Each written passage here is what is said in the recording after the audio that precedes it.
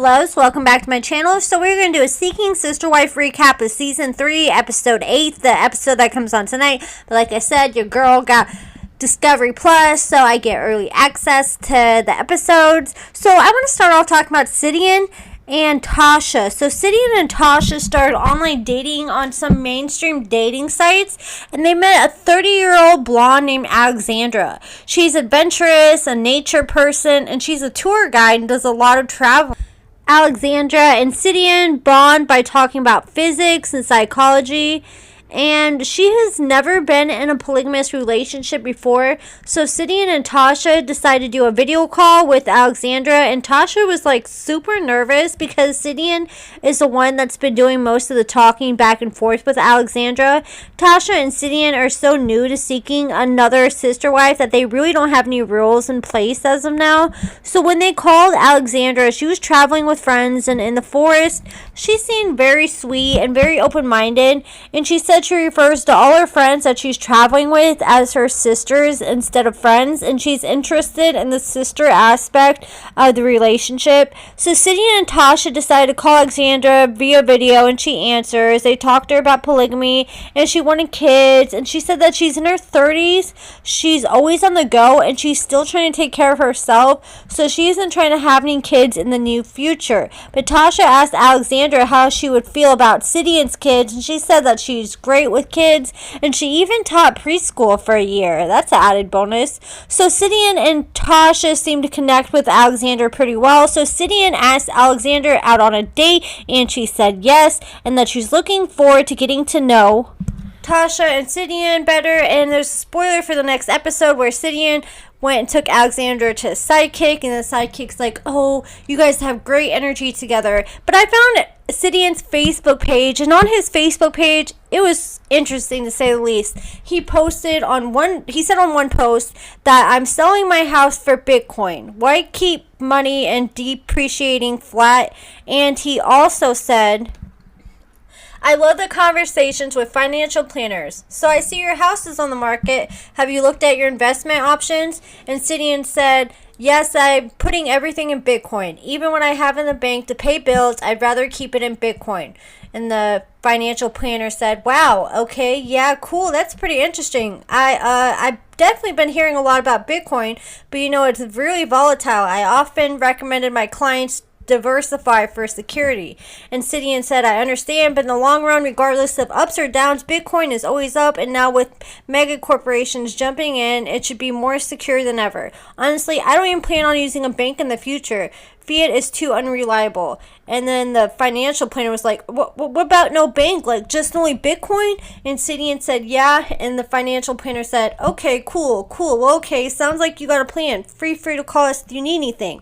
So I got cryptocurrency expert, my fiance here, and he knows a lot about cryptocurrency, and actually me and him are both invested in crypto. And what do you think about that? Do you think that's a good idea?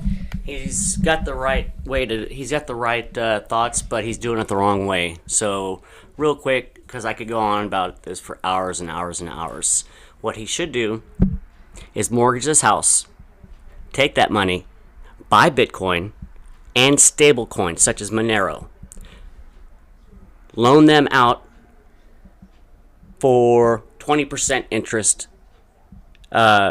People are gonna borrow that money for 35-40% interest. He's gonna make that much money off of it, and he can make more and pay his minimum payments on his mortgage payment with just his APR from what he bought in Bitcoin, loaning it out. He can basically live off his interest. Never have to pay a single payment, still stay in his home for free. And like I said, neither one of us are financial advisors, but that's just personally what Jason would do. But he's just saying Bitcoin. I think he needs to get into Ethereum too right now, because Ethereum's popping. What do you think? He can dabble in altcoins. His two major ones that he needs to keep in his portfolio are Bitcoin and Ethereum. Because Ethereum, basically every other altcoin that starts up has to run on the Ethereum platform. It's not going to go anywhere. It's not going to go down to zero. Heck, it's not going to go down to $1,000. It's not going to happen. everybody that is in crypto has to use that platform. So just hypothetically, here's what I would do if I had a lot of money. I would do 80% in Bitcoin and Ethereum. Doesn't matter if you do 50-50 there or 60-40, either way. And then dabble your other 20% in the other altcoins such as Chainlink and so on. All right. Thank you very much for giving us your thoughts, and you have a good day, Jason. Thank you.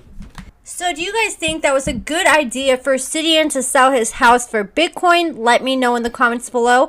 Out of all the couples on Seeking Sister Wife this season, I think the two that have the greatest chances, the two families that have the greatest chances of succeeding in this polygamous lifestyle would have to be Sidian and Tasha and the Winders. Because, Tasha came into it as a second wife, so she knows what to expect.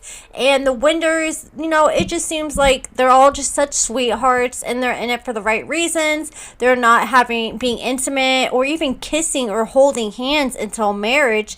So they're just taking their sweet time. Sidian also posted on his Facebook, "In a big way, my journey in polygamy came from my roots in open source religion, not because polygamy itself has anything to do with OSR, but because I adopted the OSR motto long ago that you are the architect of your belief system.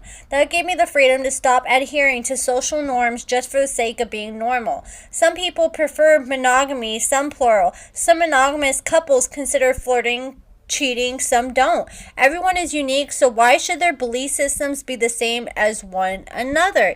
And I agree with him. Do whatever makes you happy. If you're happier in a polygamous lifestyle and everybody in your family is happy, then go for it. But me personally, I'm not built for it. So my man actually did the math to see if it was worth it for Sidian to sell his house for Bitcoin, and this is what my man came up with.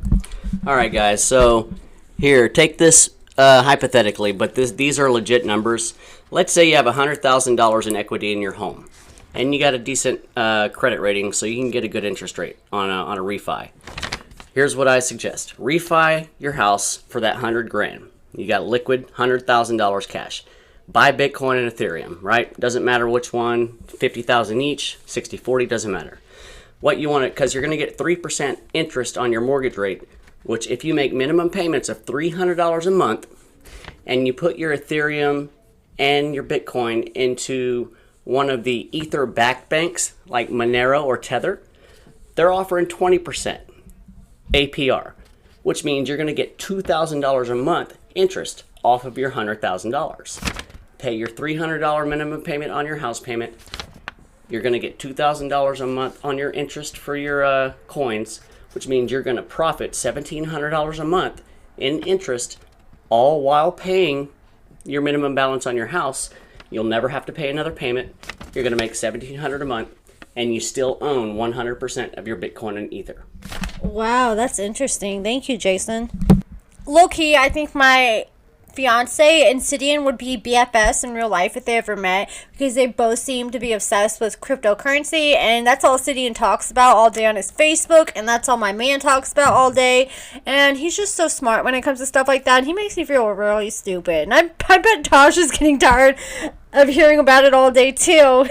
She probably needs a break too. But that's it for this video. Do you guys think it was a good idea for Sidian to sell his house for Bitcoin? Let me know in the comments below. And don't forget to hit the thumbs up if you enjoyed this video. Subscribe if you haven't already. And to all my subscribers, you guys mean the world to me. And make sure you turn on the bell notification so you don't miss the tea while it's still hot.